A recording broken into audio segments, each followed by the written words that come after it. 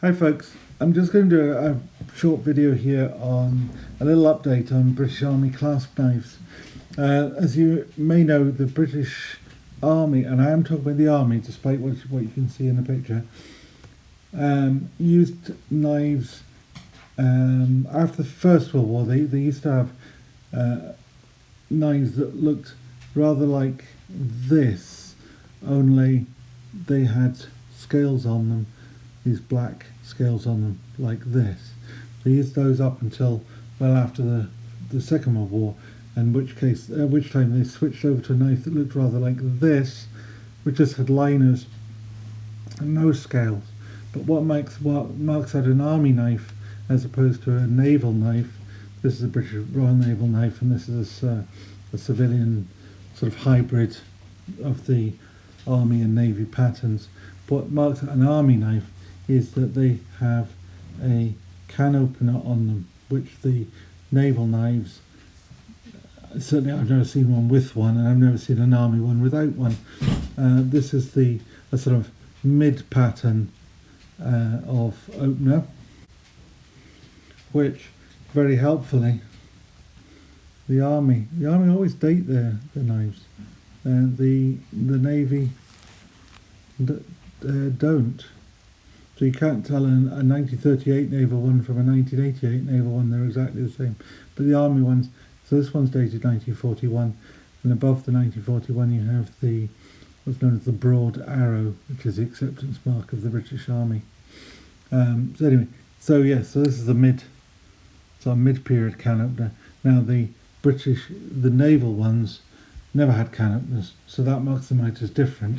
I only put this one here just to give you the idea that the other thing that most of these knives generally had was a marlin spike, and this 1941 example just goes to illustrate that, I suppose, quite well-known truth that not all army knives have marlin spikes on them.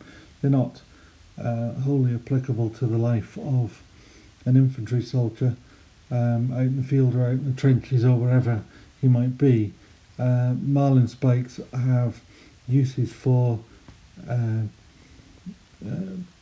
rope work, for splicing rope. You can use it to pull the strands of rope apart. They're also useful for undoing and doing up shackles, locking them down. Shackles, for those unfamiliar, the type of naval fastening, that sort of hook or loop rather, with a pin through the end of it. You put a marlin spike into that little hole to tighten or to loosen the pin on the marlin spike.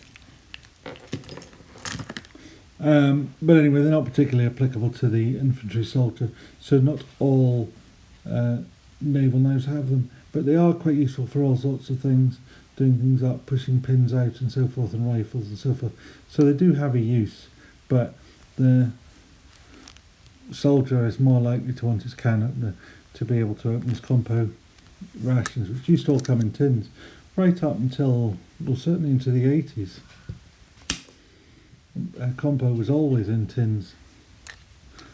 Now it has a sheep's foot blade in the same style as the naval knives.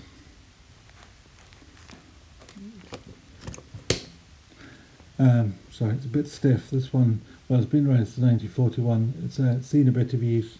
There's still a good bit of life left in that blade though. The other thing that is different between Army and Navy knives is that Army knives have the screwdriver at the opposite end to the shackle. Now,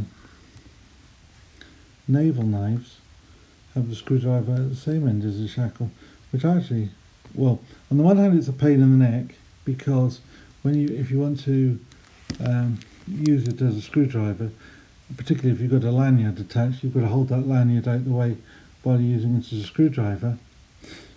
Then the army ones, even if it's on a lanyard, the lanyard's at the other end, so it does make it rather easy to use as a screwdriver, but it does mean you've got this kind of sharp, jaggy bit hanging around while your knife is hanging on the end of its lanyard, doing damage to things and in itself being damaged. Whereas the naval one, while it's hanging around, the screwdriver is protected and out of the way at the top. So, you know, given, as this is the first knife I ever got, this one here in 1974, I've given lots of thought to why one is one way and one is the other way over those many, many, many years since 1974 when I got it. But I've never really come up with a foolproof conclusion. But anyway, I just wanted to show you this because this is a British Army knife that doesn't have a marlin spike, but it has all the other characteristics of a British Army knife, including the broad arrow, which, although, you know, easily enough fakeable, does tell you that it was a military one and not a civilian one. You'll never see a broad arrow on the civilian versions of these, but the army version, which has a can opener, which is a triple layer one, does have the broad arrow on it and is also dated in almost every case. The naval ones, as I say, they don't have an acceptance mark and they are not dated. So that's it. If you like this, please feel free to put your thumbs up on it, and if you'd like to subscribe, I would be grateful. We've just hit the 400 mark, which is fantastic. I've promised to give away when we hit the 500 mark. The giveaway at 500 is going to include this here, which is a Heine Haynes limited edition CRKT Leon Mar number 5 in blue. I'm also going to put in, I love sodbusters, and it's hard to see one of them go, but one of them is going to go because this Schrade sodbuster is going to go in my giveaway. And finally, because those two knives are UK legal, I will also be including something which isn't UK legal, but it's just pretty, and that is a copy of a Chris Reeve Menandy. This is not a Chris Reeve Menandy. I'm not trying to misrepresent it as such. It's just something I picked up from AliExpress for a bargain basement price. I ended up with two of them, and I think it would be a good opportunity to give one away to somebody who might go ahead and actually go and buy a Chris Reeves Menandy off the back of it, because it is a pretty little knife, and if it were UK legal, you can trust me, I would have one. So thank you all for watching. See you next time. Bye.